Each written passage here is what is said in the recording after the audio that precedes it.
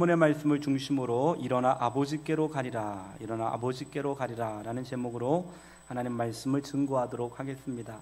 1973년 호주 출신 작가로 노벨문학상을 수상한 패트릭 화이트라고 하는 소위 노벨문학상 이 작가가 있는데요. 이분이 굉장히 특별하고 우여곡절의 삶을 살았다고 합니다. 일찌감치 영국으로 건너가 열심히 작품을 썼고요. 그런데 사람들의 주목을 그렇게 끌지는 못했다고 합니다. 작가로서의 명성과 성공을 기대했던 이분은 굉장히 낙심한 채 호주로 돌아와 산속으로 깊이 들어가 나무꾼이 되었다고 합니다. 인생의 낭망, 절망, 후회, 실패, 여러 쓴맛과 단맛을 경험하면서 이제 산속에서 나무꾼으로 이렇게 살아가는데, 깊은 산속에서 생활하다 보니까 마음이 깨끗해지고 또 이렇게 마음이 낮아지고 세상의 야망과 성공을 다 비워두었더니 비로소 영혼의 그 평안함이 이렇게 흘러 넘쳤다고 합니다. 그러면서 아주 편안하게 글을 썼는데, 이 글 중에 행복의 계곡, 그리고 인간의 나무등과 같은 아주 유명한 소설과 작품을 많이 썼다고 하는데, 이 작품들이 우연치 않은 기회들에 소개되었을 때 많은 사람들에게 공감을 주고 찬사가 이어지게 되었다는 것입니다. 깊은 계곡에서 나무를 베며 살아가는 삶은 고됐지만 그는 그곳에서 참다운 행복과 평강을 경험하게 되었다는 것입니다. 그러면서 그 작품 중에 노벨문학상이 나오게 되었는데, 이 작품을 통해서 그는 뭐라고 얘기하냐 그러면, 인간은 자신이 겪은 고통의 분량만큼 진보한다 라는 말을 했다는 것입니다. 그런가 하면 인간의 나무라고 하는 작품에서는 인간은 진정으로 겸손해질 때 하나님과 가장 가깝게 된다라고 말하고 있다는 것입니다. 우리는 우리 자신으로 가득 차고 욕망과 이런 걸로 가득 찰 때 보이지 않았던 하나님의 세계를 경험하게 되고, 인정하기 싫지만 인생 가운데 불어닥친 고통이나 고난이나 이 어려움을 통해서 하나님께로 기꺼이 나가게 되어지며, 또 그 겸손을 통해서 우리는 하나님을 만나게 되어지게 된다는 것입니다. 오늘 여러분 누가복음 15장에 등장하는 주인공은 두 명이에요. 아버지와 아들이 이렇게 등장하는데, 이 아들이 이 인생의 고통과 고난을 통해서 잃어버렸던 아버지를 회복하는, 즉 하나님을 떠나갔던 인간들이 인생의 고난과 고통을 통해서 하나님을 다시 만나게 되어지는 이 회개와 회복의 과정들을 다루고 있는 것들을 볼 수가 있습니다. 저는 오늘 이 본문의 말씀을 가지고 여러분에게 익숙한 것 아닙니까? 그러니까 어떤 아버지가 있었는데 아들이 2명이 있었다. 그 2명의 아들 중에 유독이나 사랑이 받았던 두 번째 아들이 어느 날 아버지가 여전히 시퍼렇게 젊어 계신데, 아버지 돌아가시면 어차피 주실 유산을 저에게 주시면 제가 그거를 가지고 제 인생을 한번 살아보겠다고. 이때 이 아버지는 이 아들을 만류하지 못하고 이 아들에게 재산을 주는데, 이 재산을 가지고 타국에 가서 허랑방탕하게 살다가 재산과 모든 걸 잃어버리고 이제 그는 거지가 되어 아버지께로 돌아오는데, 아버지가 이 아들을 나무라거나 정죄하지 아니하시고 이 아들을 받으셔서 이 아들을 새롭게 회복시켜 주시는, 이 여러분 어쩌면 성경 속에서 이 하나님을 떠나갔던 인간이 어떻게 하나님께로 돌아오게 되는가를 이처럼 아주 선명하게 보여주는 말씀이 있을까 싶게, 이 말씀이 가장 아름다운 말씀이 아닐까 싶습니다. 저는 이 스토리의 말씀을 통해서 하나님이 우리에게 가르치기를 원하시는 메시지가 4가지 있다고 생각하는데, 첫 번째는 인간의 죄가 본질적으로 뭔가, 이 죄에 관한 말씀과, 두 번째는 인간의 회개라고 하는 것은 과연 어떤 의미가 있는가, 이 회개에 관한 말씀, 그리고 이제 이 죄와 회개 사이에 과연 하나님이 어떻게 고통과 고난을 사용하시는가, 이 고통과 고난에 대한 부분, 그리고 결국 회개한 인간이 어떻게 회복되어지는가, 죄와 그 다음에 이제 고난과 회개와 회복에 관한 4가지 말씀을 통해서 여러분에게 은혜를 나누려고 합니다. 4가지 하니까 여러분 긴장하지 마세요. 오늘 4가지지만 굉장히 짧게 할 겁니다. 첫 번째는 죄란 인간이 아버지이신 하나님을 떠나가는 것이다 라고 정의할 수 있다는 것입니다. 11절 말씀 보니까 또 이르시되 어떤 사람에게 2 아들이 있다. 이 성경의 복음서의 비유의 말씀은 비유는 비유와 실체가 있는데, 이때 이 어떤 사람이 가리키는 것은 아버지를 두고 있는 아버지인데, 아들을 두고 있는 아버지인데 바로 인간을 자식으로 두고 있는 하나님을 의미하게 되는 것입니다. 하나님에게 하나님의 자식인 두 아들이 있었다. 집을 나간 자식과 집을 나가지 않은 자식이 있었다라고 볼 수가 있다는 것입니다. 그러므로 우리는 이 아버지가 표현하고 있는 것들이 하나님이 자기 자식을 향한 하나님의 마음으로 생각하시면 되고, 이 아들의 행동을 볼 때마다 이 아들은 아버지를, 하나님을 떠나기를 원하는 인간의 삶의 패턴으로 보시면 된다는 것입니다. 근데 11절에 또 이르시되 어떤 사람에게 두 아들이 있는데 12절에 그 둘째가 아버지에게 말하되 아버지여 재산 중에서 내게 돌아올 분깃을 내게 주소서 하는지라 라고 말씀하고 있습니다. 유대인의 상속법에 보면 이 아버지가 돌아가셨을 때 아버지의 재산을 자식들, 아들들에게 나눠주는, 지금 우리나라와 비슷한 상속법이 있는 것들을 볼 수가 있습니다. 그런데 이것은 아버지가 돌아가셨을 때 얘기인데, 이 아들은 아버지가 돌아가시기 이전에 아버지에게 있는 이 자기 자신의 상속 부분을 달라고 요청하고 있는 것들을 볼 수가 있습니다. 아버지는 자식을 맡고 싶었지만 왜 그럴 때 있지 않습니까? 자식이 지금 우기고 이게 간절히 원하는 것들이 자식을 망치는 걸 알지만 이 자식이 너무나 우기고 이게 잘못될까 봐 자식의 얘기를 안 들어줄 수 없는 상황이 발생하는데, 지금 이 아버지는 이 자식의 결론이 예상이 되지만 자식의 이 태도가 너무 완강하고 고집스럽기 때문에 자식에게 재산의 일부를 띄워주게 됩니다. 그런데 이 아들이 이 재산을 받자마자 며칠이 못 되어서, 미리 준비해 놓았던 이 스케줄이 있었겠죠. 며칠이 못 되어 둘째 아들이 재물을 다 모아가지고 먼 나라에 가 거기서 허랑방탕하여 재산을 낭비하였더니, 저는 여러분, 우리는 죄라고 하는 개념을 생각할 때 굉장히 윤리적이고 도덕적인 죄악으로 생각합니다. 누가 성적인 범죄를 저질렀다든지, 누가 어떤 물질적인 죄를 범죄했다든지 이렇게 생각하는데, 성경이 말씀하고 있는 죄의 가장 본질적인 것은 인격적이신 하나님 아버지와 그의 아들인 우리 사이에 인격적인 관계와 교제의 단절, 여기에 고장, 이상, 이것들을 죄라고 말하고 있다는 것입니다. 지금 이 아들이 이렇게 말하고 있는 것들 가운데 인간이 하나님 앞에 저지르고 있는 죄의 본질을 말하고 있는데, 하나님의 창조물인 인간이, 하나님의 자식인 인간이 더 이상 그의 창조자이시고 그의 아버지가 되시는 하나님의 배려와 사랑을 이 귀찮게 여기고 망각해 버리면서 하나님을 귀찮은 존재로 인식하게 된다는 거예요. 저는 죄가 뭐냐고 저보고 정의하라고 얘기한다면 하나님을 귀찮은 존재로 인식하기 시작하는 인간의 마음이라는 것입니다.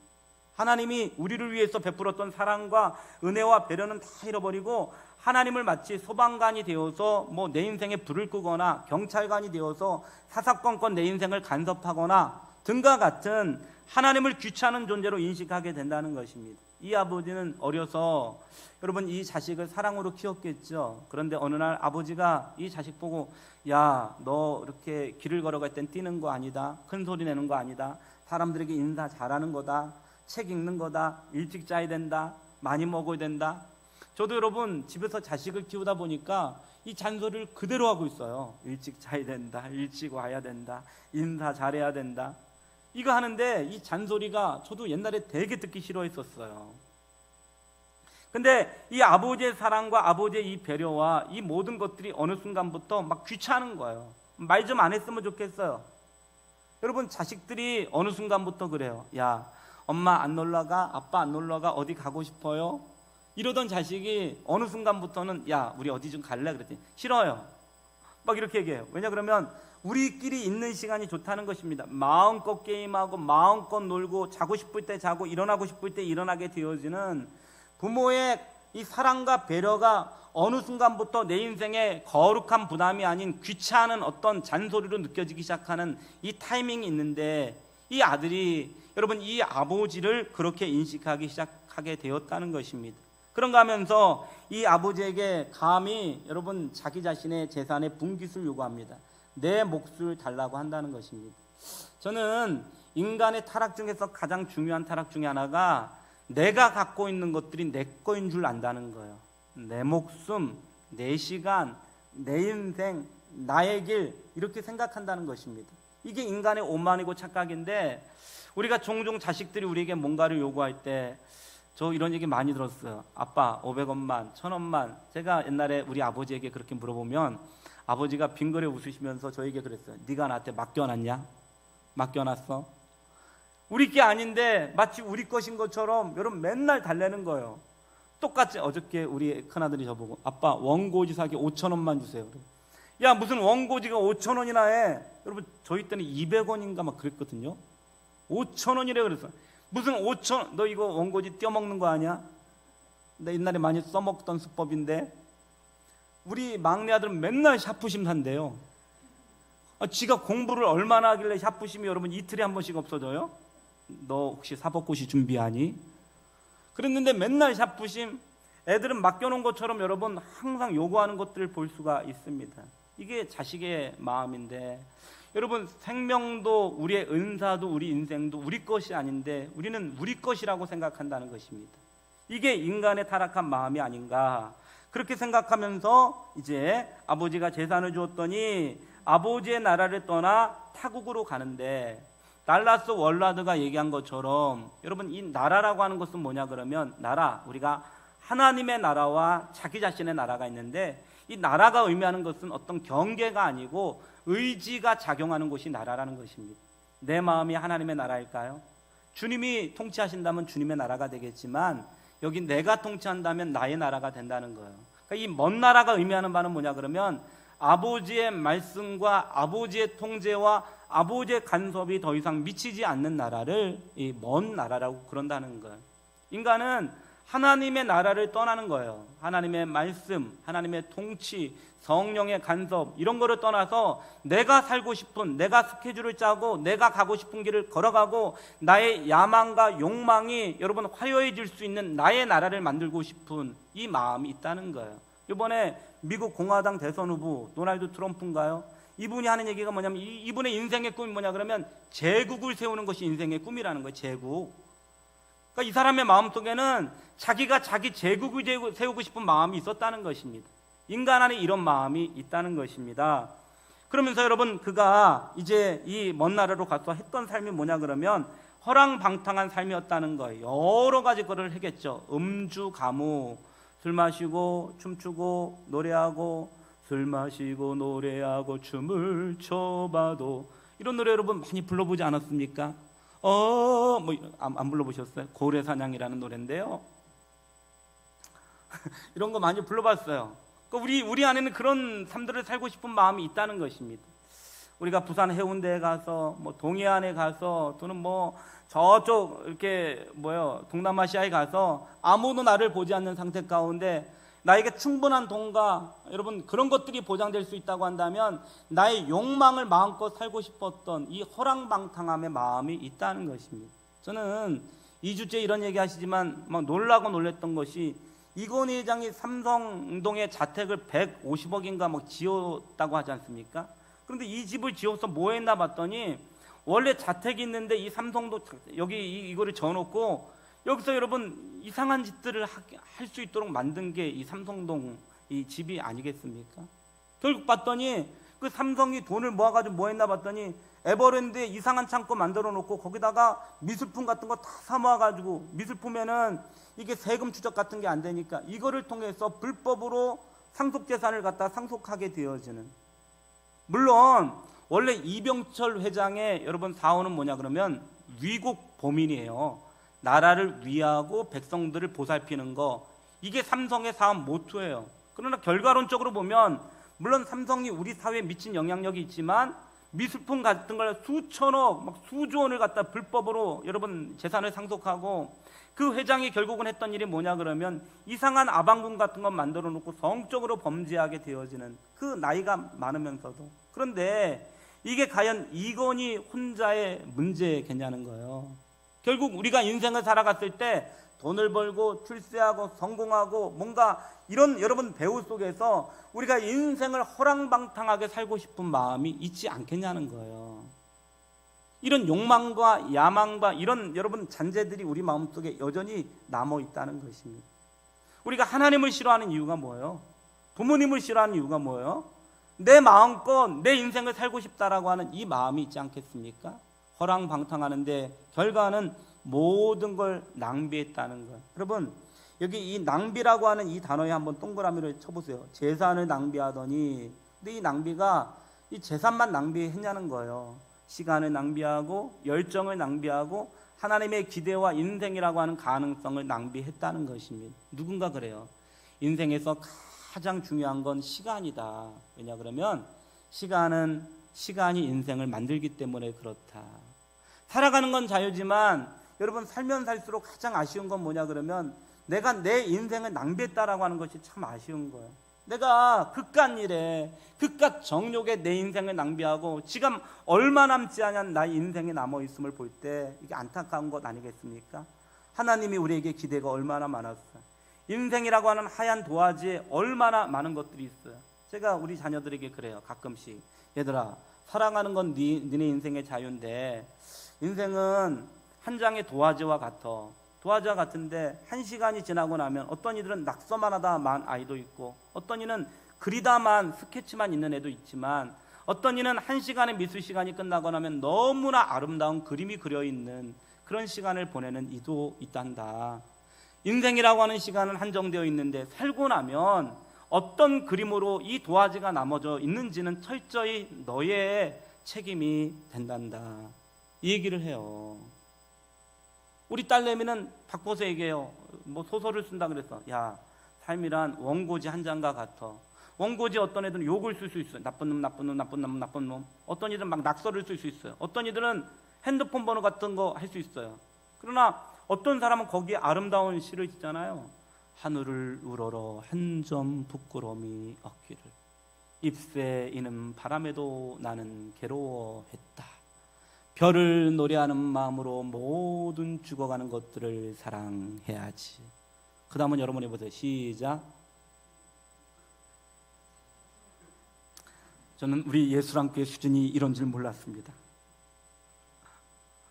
오늘 한번 여러분 윤동주의 서시를 한번 해보세요. 나보기가 역겨워 가실 때에는, 이것도 안 되네. 여러분 봐봐요. 이런 서시라든가 또는 진달래꽃, 그렇죠? 이런 거 얼마나 아름다워요. 한 장의 도화지에 어떤 이들은 욕을 쓰는 사람도 있지만, 여러분 정말 이 수백 년이 가도 빛을 발하는 이 아름다운 시를 쓰는 인생도 있다는 것입니다. 저는 인생이 질 수 있는, 하나님 앞에 질 수 있는 가장 큰 죄는 뭐냐 그러면 하나님이 그렇게 주었던 인생이라고 하는 소중한 기회를 낭비했다는 거. 이게 죄가 아닌가. 죄란 뭐예요? 하나님을 귀찮게 생각하면서 마치 자기 인생인 것처럼 생각하고 하나님을 떠나 인생을 허랑방탕하고 낭비하는 삶, 이게 죄가 된다는 것입니다. 이렇게 이 아들이 아버지를 떠나가는 것들을 볼 수가 있는데, 자, 오늘 두 번째는 고통의 의미를 깨달으면 축복이 된다는 것입니다. 14절 말씀을 같이 읽겠습니다. 시작. 다 없앤 후 그 나라에 크게 흉년이 들어 그가 비로소 궁핍한지라. 가서 그 나라 백성 중 한 사람에게 붙여 사니 그가 그를 둘러보내어 대지를 치게 하였는데, 이 14절 말씀부터 17절 말씀 보니까 다 없앤 후에 허랑방탕했더니 모든 게 없어집니다. 재산도 없어지고 친구도 없어지고 모든 것들이 없어지는데, 거기에 흉년이 들고 나니까 여러분 취업해서 먹고 살 수 있는 환경도 되지 않았다는 것입니다. 그러면서 비로소 궁핍한지라. 15절에 보니까 가서 그 나라 백성 중 한 사람에게 붙여 살아요. 이제는 돈이 없으니까 누군가에 가서 이렇게 붙여 사는데, 그가 돌로보내 돼지를 치게 하였는데 워낙 먹을 것이 없으니까 돼지가 먹는 쥐엄 열매로 배를 채우고자 하되 주는 자가 없는지라. 근데 돼지 쥐엄 열매를 먹을 만큼 돼지 같은 인생이 되었는데요, 이것마저도 주는 자가 없었다는 것입니다. 오늘 여러분 이 고통의 의미를 알 수가 있습니까? 내가 가지고 있었던 것들이 다 없어집니다. 환경적으로 크게 흉년이 듭니다. 비로소 궁핍하기 때문에 먹을 것조차 없는데, 일을 하고 싶지만 일자리가 마땅하지 아니하고 먹고 싶지만 먹을 것이 없는데 아무도 자기를 도와주거나 자기를 배려하는 사람이 아무것도 없는, 누군가 얘기했던 것처럼 IMF 때가 됐는데 우리 형님이 그러더라고요. 이 지팡이를 가지고 막 사방을 이렇게 둘러봐도 하나도 걸리는 게 아무것도 없다고요. 누구도 도와줄 사람이 없고 어떤 방법으로도 이 문제를 해결할 수 없는 절대적인 고통과 고난과 이 어려움을 경험하고 있는 것들을 볼 수가 있습니다. 그런데 이 17절에 보니까 이해는 뭐냐 그러면 이와 같은 이 환경과 이와 같은 이 상황이 여러분 어떤 결과를 만들었냐 그러면 이에 스스로 돌이켜 이르되, 이와 같은 환경이 이 사람으로 하여금 뭔가를 자기 스스로 느낄 수 있고 뭔가를 여러분 인식할 수 있는 이런 환경을 조성하게 되었다는 것입니다. 이에 스스로 돌이켜 이르되 내 아버지에게는 양식이 풍족한 품꾼이 얼마나 많은가, 나는 여기서 주려 죽는구나. 여러분 이와 같은 이 환경이 이러한 철저한 망가짐이 자아에 대한 성찰을 할 수 있게 만들었다는 거예요. 한 번도 이 사람은 자기 인생에 대해서 생각해 본 적이 없고 한 번도 이 사람은 자기 인생의 본질적인 의미를 생각해 보지 않았어요. 왜냐 그러면 아버지가 있었고 돈이 있었고 술친구가 있었고 술이 있었고 화려한 노래방이 있었고 자기 인생의 수많은 가능성들과 외로움을 달래줄 만한 친구들과 여자들이 많았기 때문에 그는 한 번도 자기 자신을 철저히 혼자 묵상하면서 자기 자신의 인생을 고찰할 수 있는 시간이 없었다는 것입니다. 그런데 이런 철저한 망가짐과 외로움과 고독이 이 사람으로 하여금 자기 자신의 인생을 정직하고 진실되게 대면할 수 있는 기회를 만들게 되었다는 것입니다. 그러면서 내 아버지에게는 다시 아버지를 생각하지 않습니까? 진정된 자기를 생각해보고 잃어버렸던 아버지, 자기가 미련 없이 떠나왔던 이 아버지를 한번 생각해보지 않습니까? 그러면서 내가 갖고 있는 내 인생의 비참함과 아버지의 풍성함을 비교해 볼 수 있는 이 기회를 얻게 되어진다는 것입니다. 여러분 이게 고통의 의미라는 거예요. 사람은 많은 걸 가질 때 포켓에 돈이 있고 친구가 많고 인생의 기회가 많고 내 자신의 능력이 된 신뢰가 여전히 남아있을 때 인간은 도무지 하나님을 기억하지 않는다는 것입니다. 그런데 이 철저한 망가짐과 가난과 궁핍과 외로움 속에서 이 사람은 인생 최초로 자기 자신의 존재가 어떤 존재인지를 생각해보고 자기 인생의 아버지가 어떤 존재였는지를 한번 생각해 보면서 이 아버지에 대한 생각을 하고 있지 않습니까? 그러므로 필립 얀시는 말하기를 인간의 한계는 하나님의 기회다. 인간은 자기 자신이 한계를 느낄 때 이 하나님의 기회를 볼 수가 있다는 것입니다. C.S. 루이스는 말하기를 고통은 인간의 귀에 대고 보는 하나님의 확성기라는 거예요. 영순아 교회 가자, 영철아 기도하자, 윤주 없습니까? 자기 이름 아니에요? 성가대 해봐. 안 들려요 이럴 때는. 그런데 여러분 고통이라고 하는 인생의 시간이 오면 기도해야 돼. 이게 막 웅웅웅웅 거리는 거예요. 회개해야 돼! 웅웅거리는 거예요. 네 인생이야, 하나님의 인생이야. 이게 막 가슴을 치는 거예요. 들리지 않았던 하나님의 음성이, 느껴지지 않았던 하나님의 그 음성이 인생의 고통과 고난을 통해서는 확성기를 튼 것처럼 내 귀를 웅웅거리는 거예요. 이게 바로 고통을 향하신 하나님의 뜻이 된다는 것입니다. 칼빈이라고 하는 여러분 종교개혁자가 이런 말을 했습니다. 이 세상에 고통이 많은 것은 천국을 사모하는 마음을 가지기 위해서이다. 여러분 이 세상이 살기 편하고 행복하게 잘 살 수 있다면 천국 같은 것은 있으나 없으나 찾지 않을 것입니다. 그러나 세상에서 환난과 고통을 당하게 되므로 근심과 고통과 슬픔이 없는 영원한 하늘나라를 사모하게 되는 것입니다. 이스라엘 백성이 애굽에서 편안하게 살 때는 약속의 땅 가나안을 그리워하지도 않고 들어가려고도 하지 않았습니다. 그러나 견딜 수 없는 압박과 고통을 당하게 될 때 그제서야 그들은 그들의 하나님을 기억하고 하나님이 언약하신 가나안 땅을 간절히 사모하는 마음을 갖게 되었습니다. 인생의 고통과 고난과 외로움과 가난과 망가짐은 축복이에요. 할렐루야. 오늘 그러므로 여러분 우리가 모든 것들을 가지기 때문에 하나님이 없는 마음보다 모든 것을 잃어버리고 하나님을 찾는 마음이 우리에게 축복이 된다는 것입니다. 이 축복을 바울 사도는 말하기를 내가 모든 것들을 잃어버린 것들은 예수 그리스도를 얻기 위함이라. 아멘. 어떤 선교사님이 배를 타고 여행을 하는 중에 이상한 광경을 목격했대요. 항구가 됐는데 항구에 널쩍한 판들을 대고 이제 항구로 가는 사람이 있었는데 이때 어떤 여자가 발을 헛디뎌 가지고 여러분 이 배와 이 부두 사이에 있는 이 바다로 퐁당 빠졌대요. 근데 퐁당 빠졌는데 웅성웅성거리지 누구도 이 여자를 구하기 위해서 바다로 뛰어들지 않더래요. 누가 없을까? 자기도 해보니까 수영이 자신이 없는데, 보니까 여러분 여기 해군이 탔는데 너무 젊고 해군이 얼마나 수영을 잘하겠어요. 근데 해군도 안 뛰어들더래요. 그래서 뭐야 저거는 이러고 있는데 이 해군이 한참 지나서야 바닷물을 퐁당 하더래요. 그리고 허우적거리고 있는 이 여인을 구해서 밖으로 내보내서 인공호흡하고 그러니까 여자가 이렇게 살아났다라는 거예요. 이때 선교사님이 시간이 지났을 때 이 해군이 이제 뭐 옷을 말리고 왔는데 물어봤대요. 아니 젊은이, 아까 여자가 빠졌을 때 왜 금방 뛰어들지 않은 거요? 혹시 겁났어? 혹시 뭐 뭔가 마음속에 주저함이 있었어? 물어봤더니 이 해군이 하는 얘기가, 선생님 그게 아니고요, 사람이 빠졌을 때는요 바로 가서 건지면요 죽기 살기로 막 머리끄댕이 같은 거 잡아당기기 때문에 같이 죽는 수가 있습니다.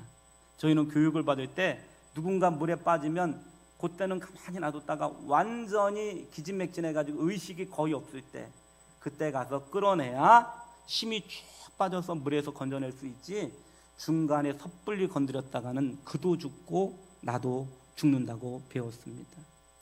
여러분, 하나님 앞에 망가질 때는 완벽하게 망가져야 돼요.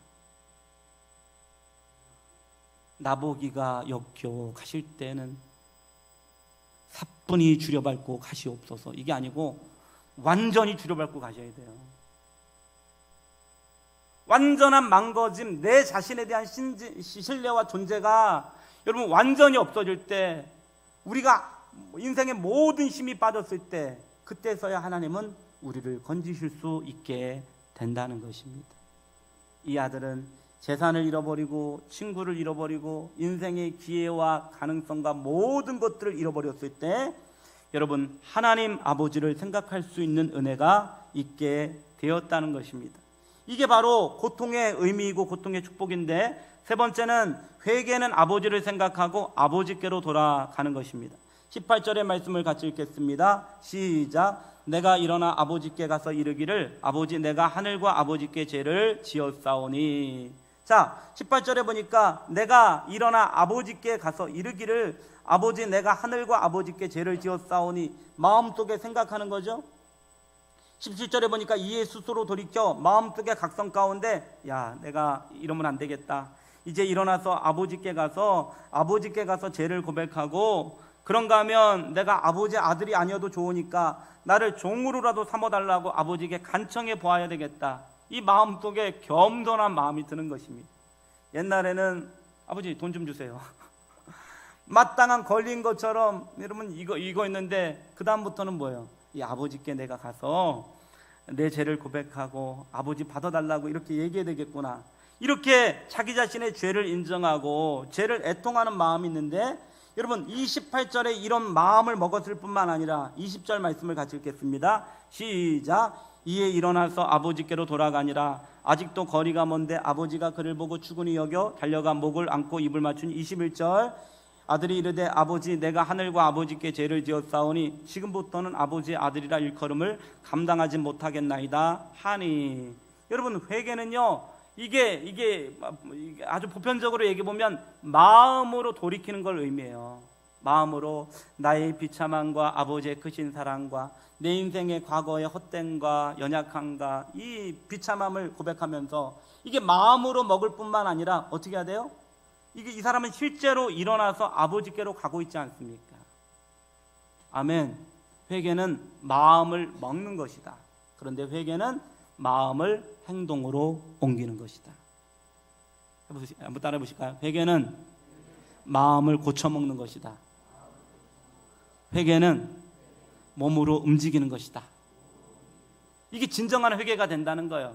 여러분 오늘 내가 이래서 망하나, 이래서 힘드나, 이래서 어려운가, 주일학교 때 교회 다니다가 안 다녔는데 이래서 하나님이 그러나, 여러분 그렇게 깨달아주면 진짜 그게 맞는 것입니다. 그런데 마음만 먹고 아무것도 안 하면 진정한 회개가 아니라는 것입니다.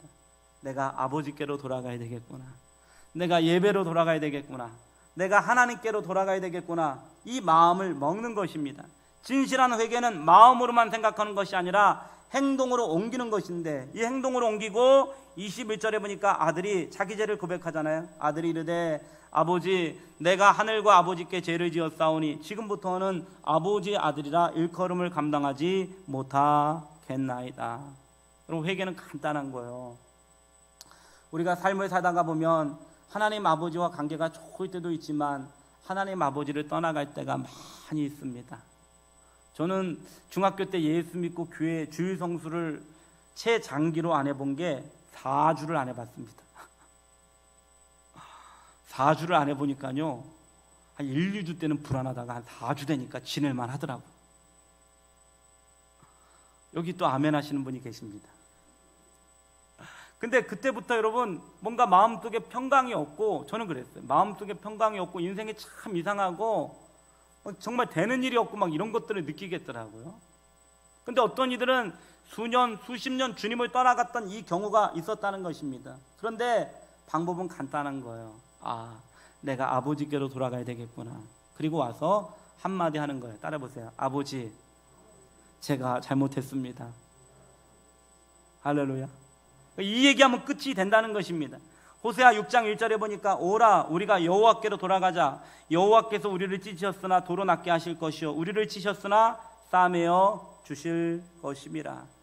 여호와 하나님이 우리를 여러분 찢으셨다는 거예요. 그러나 도로 낫게 하신다는 것입니다. 우리를 치셨으나 싸매어 주실 것임이니라.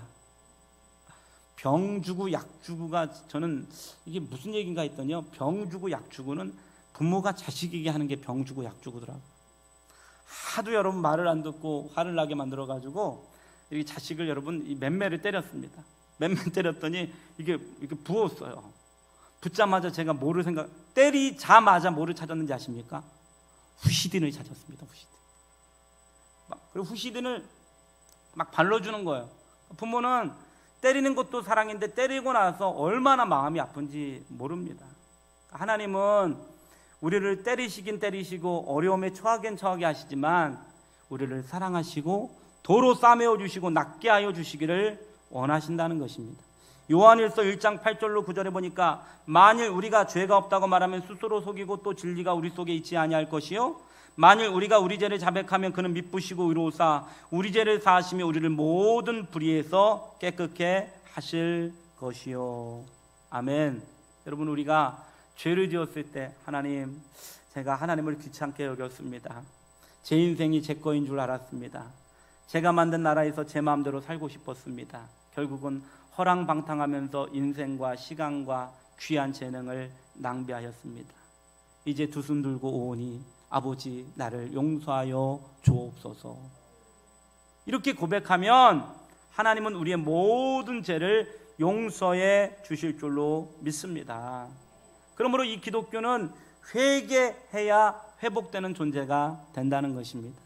근본 수련회 가서 저희가 이틀째 밤에 뭐를 했냐 그러면 이 A4 종이를 다 나누어 드렸어요. 그리고 여기에 자기 죄를 다 쓰는 시간을 가졌어요. 그랬더니 많은 분들이 막 죄를 쓰는데요, 어떤 애들은 죄가 없어요. 죄가 없어가지고 안 쓰는 사람이 있는데 어떤 분은 죄를 엄청 많이 써요. 그래서 막 종이 좀 더 주세요, 더 주세요. 그래서 종이를 이만큼이나 줬어요. 제가 그래서 그분이 하도 종이를 많이 써가지고 종이값을 별도로 내라고 얘기했어요. A4 종이를. 이만한 종이를 캠프파이어 하는데 다 태워버리더라고요. 근데 여러분, 한 아이가 있었어요. 이 아이 보고 너는 못 썼니? 봤더니 죄가 없어요. 얘는. 우리 아빠 교회 다니게 해주세요. 이것밖에 없어요. 물론 이 나이 드신 분이 이 아기보다 죄가 많았을 가능성도 있겠죠. 그런데 말씀을 읽고 기도하고 성령 충만하다 보니 자기 죄를 더 많이 인식하게 된다는 거예요. 그러므로 C.S. 루이스는 말하기를 영적으로 성숙할수록 자기 죄에 민감하게 돼 있다는 거예요. 오늘 우리가 회개가 안 되는 이유가 정말로 죄가 없어서 회개가 안 된다고 한다면 좋겠지만 죄를 인식할 수 없을 만큼 영혼이 강팍하고 영혼이 이게 길가와 같이 굳어 있다고 한다면 문제가 되지 않겠습니까?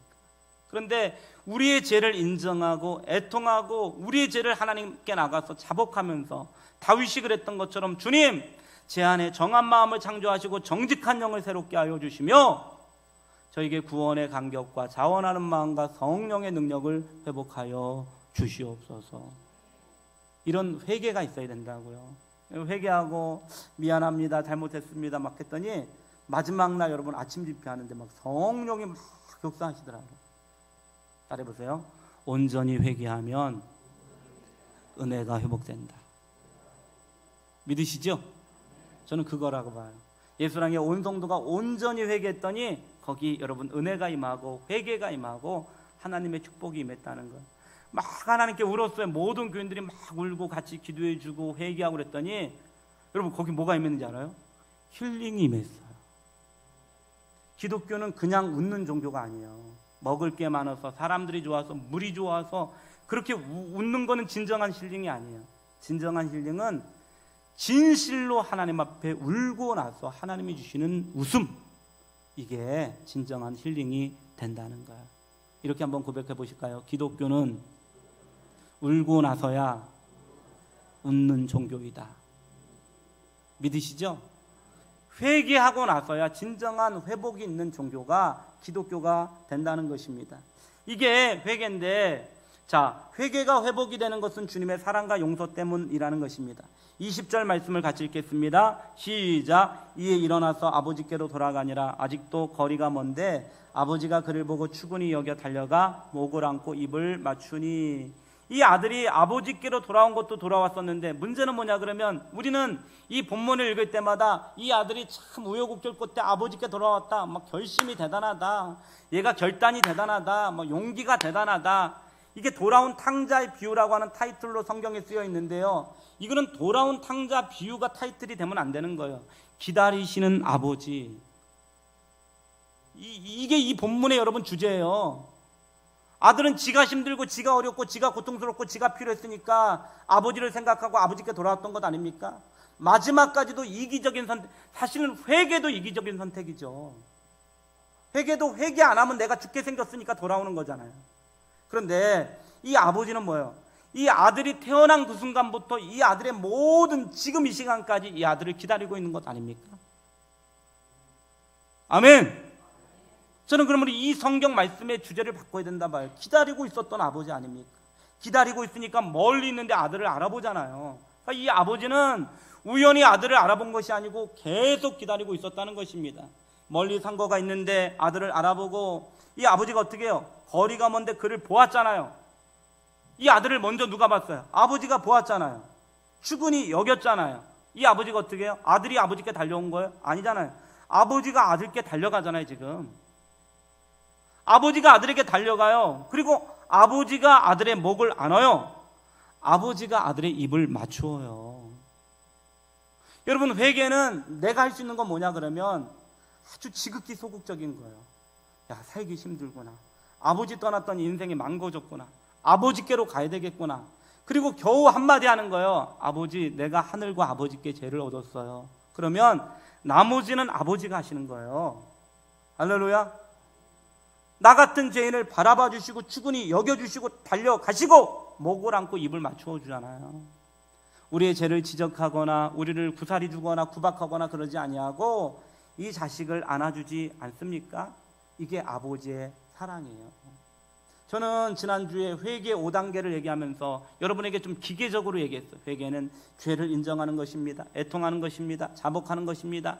수정하는 것입니다. 새로운 삶을 살아가는 것입니다. 이렇게 기계적으로 이해하니까 여러분이 마치 아까 얘기한 것처럼 당연한 권리인 것처럼, 이게 자판기에다가 돈을 넣으면 커피가 튀어나오는 것처럼 우리가 회개하면 용서받는다, 이렇게 생각할 수 있는데, 회개가 회복으로 이어질 수 있는 것은 우리의 회개의 온전함이 아니라 아버지 사랑의 온전함이 있다는 거예요. 할렐루야.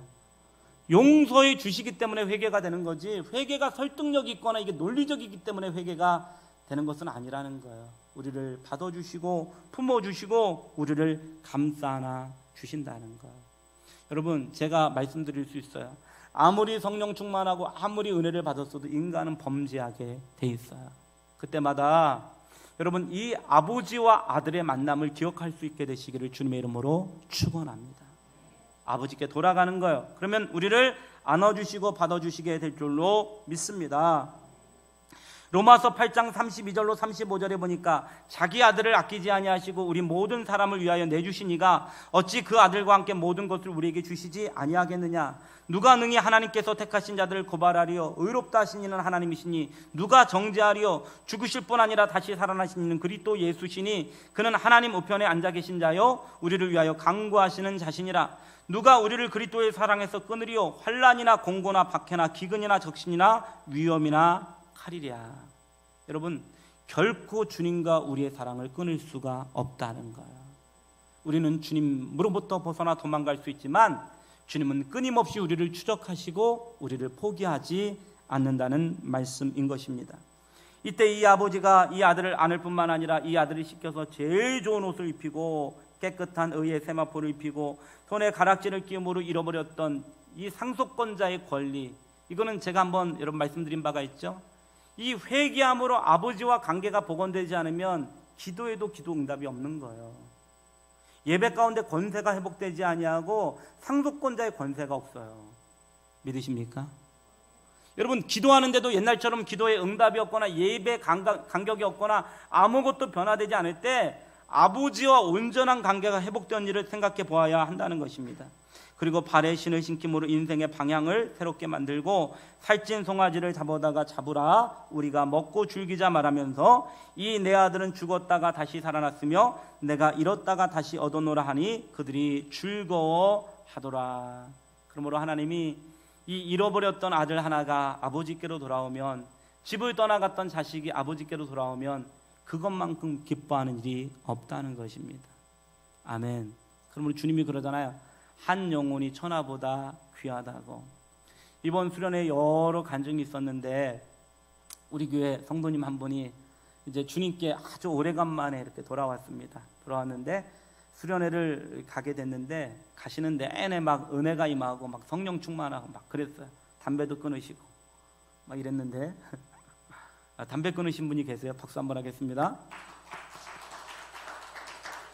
그랬는데 이제 저희가 이제 목요일 날 저녁에 교회에 왔어요. 근데 금요일 날 전화가 이 성도님에게 왔어요. 그랬더니 목사님, 왜요? 드릴 말씀이 있습니다. 뭔데요? 그랬더니 제가 사실은 수련회 끝나고요 어젯밤에 집에 가서 다 누워 있는데 잠자고 있었는지 잠 깨어서 있는지 모르겠는데 누군가 저에게 말을 걸었어요. 그러니까 아무도 없는데 혼자 있는데 누군가 말을 걸었는데 분명히 말소리로 들렸대요. 뭐라고 말했을까요? 뭐라고 말씀했는데요? 그랬더니 그랬대요. 누군가가 반말로 2박 3일 동안 괜찮았냐? 그러더래요. 근데 반말로 얘기하더래요. 반말이기 때문에 나보다 높은 분인가, 그리고 자기는 존댓말을 했대요. 괜찮았습니다. 그랬더니 그럼 됐다. 그러고 여러분 했대. 여러분, 이분이 이 수련회 간 것들에 대한 누가 관심이 있었을까? 수련회 가서 말씀은 어땠는지, 기도는 어땠는지, 이 수련회 모든 것들이 어땠는지에 대한 이 관심과 배려를 갖고 있었던 분이 누구가 있었을까요? 괜찮았어요. 이 얘기에 만족감을 주면서 네가 괜찮았다 그러면 나는 괜찮다, 네가 좋았다고 했다면 나는 괜찮다, 이런 마음을 가지실 분이 누가 있을까? 전 그래서 그랬죠. 그거 제가 만났던 하나님 아버지하고 똑같은데요. 할렐루야. 아버지 아니야, 아버지. 얼마나 기쁘셨으면 그 밤에 힘드신데 신방을 가셔가지고 물어봤겠어요. 2박 3일 괜찮았냐? 여러분에게 한번 질문해 볼게요. 여러분, 수련회 갔다 오신 분, 2박 3일 괜찮았냐? 그럼 됐다. 이게 아버지의 사랑이라는 거예요. 오늘 이 아버지의 사랑과 회복이 저와 여러분 인생 전체 가운데 망각하지 말고 기억되실 수 있게 되시기를 주님의 이름으로 축원합니다. 우리 같이 한번 찬양 드리겠습니다. 찬양단도 같이 불러주세요. 나 기다리며 견디왔네.